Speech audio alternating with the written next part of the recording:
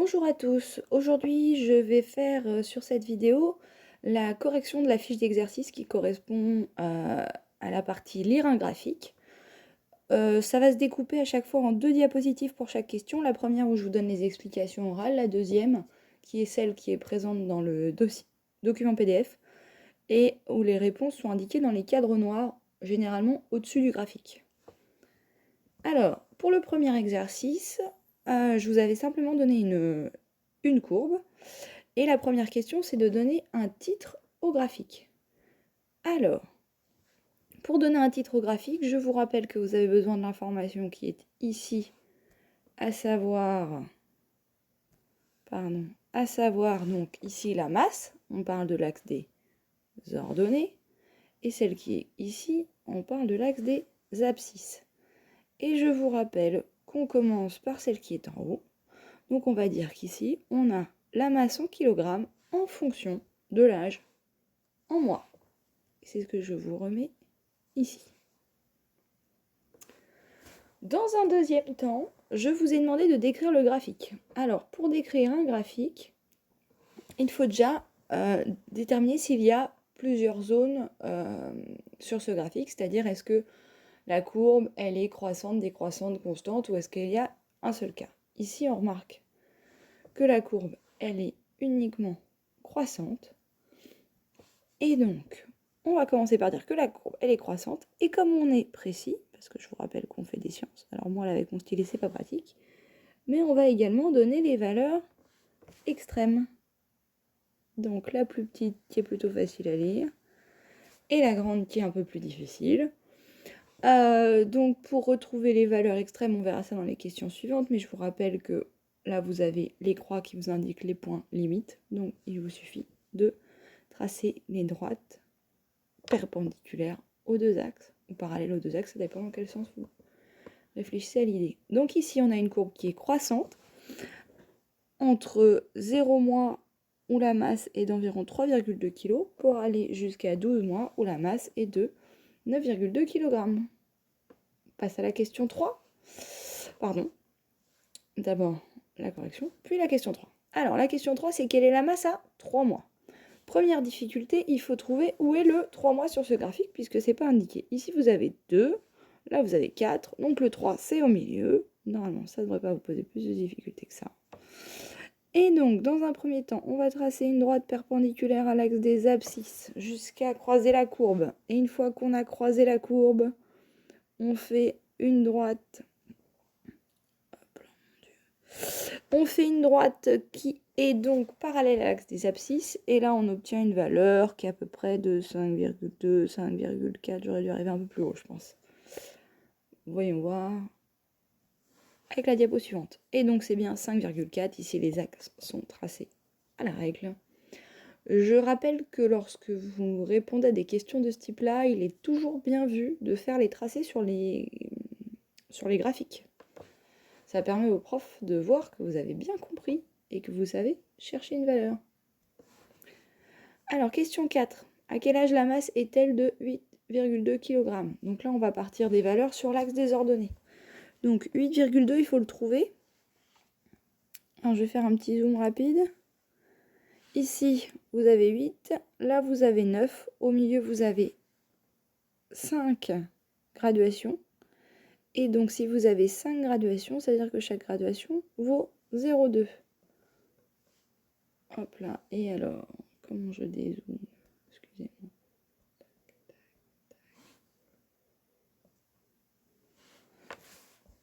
Hop, voilà. Je suis encore en prise en main du logiciel.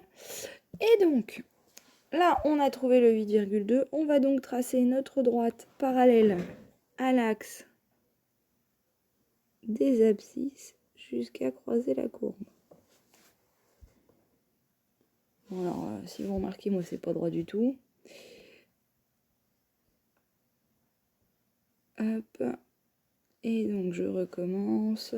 Je sais que je suis censée arriver là.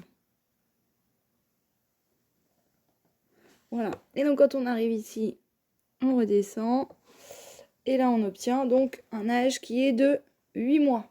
Faites ça à la règle, vous verrez, ce sera beaucoup plus précis. Vous devez obtenir quelque chose qui ressemble à cela. Question 5, et là il faut faire attention à la lecture de la question. Dans la question, on vous dit à partir de quel âge?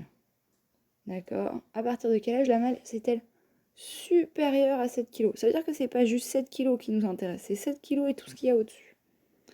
On a vu dans la question 2 que la courbe elle est croissante, et du coup comme la courbe elle est croissante, ça veut dire que ça va être sur la partie supérieure à 7 kg. Alors, 7 kg c'est ici, on trace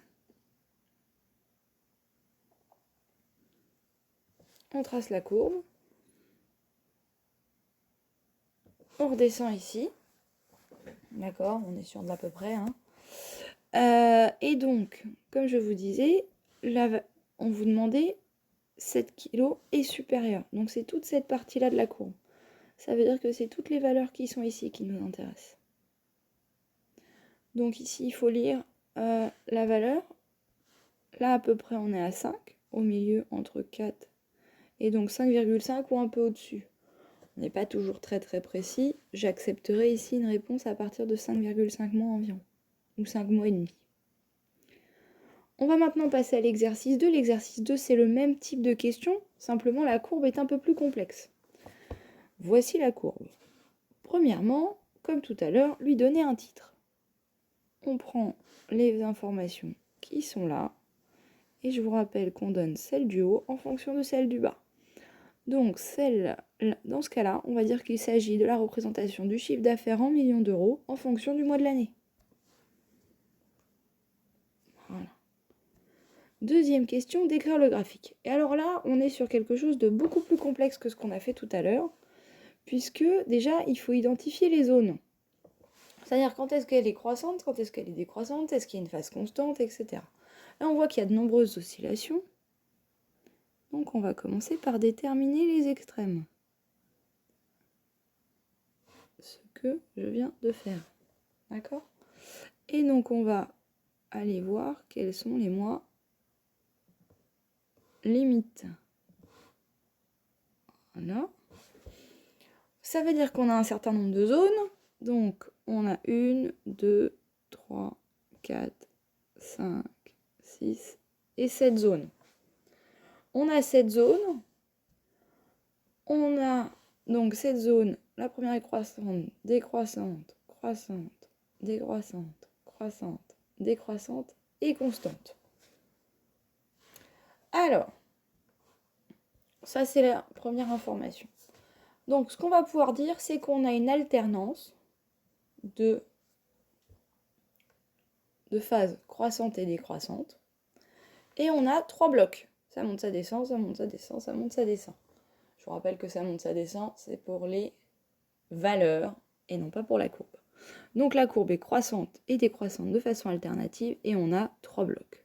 À la fin, elle est constante. Ça, c'est les premières informations à donner. Les deuxièmes concernent les valeurs extrêmes.